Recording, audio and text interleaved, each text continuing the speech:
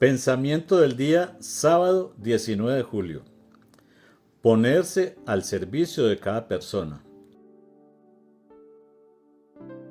Amar significa servir. Jesús nos dio el ejemplo de eso. Por lo tanto, con la muerte de cruz, sirvió a la humanidad entera que existirá o que existió, pero además lo hizo también cuando lavó los pies.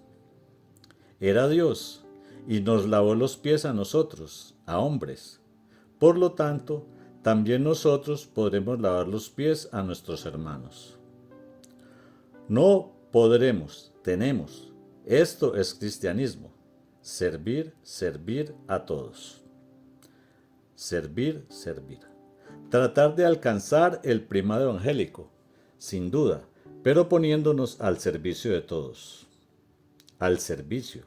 He aquí una idea que puede revolucionar el mundo. El cristianismo no es broma, el cristianismo es algo serio.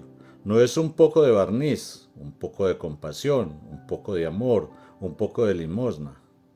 El cristianismo es exigente, es plenitud de vida. Chiara Lubich, El arte de amar, editorial Ciudad Nueva. Hola, si te ha gustado este video, danos like y suscríbete al canal para recibir notificaciones. Recuerda que es libre y gratuito sin ningún compromiso. Palabra de vida, julio de 2025.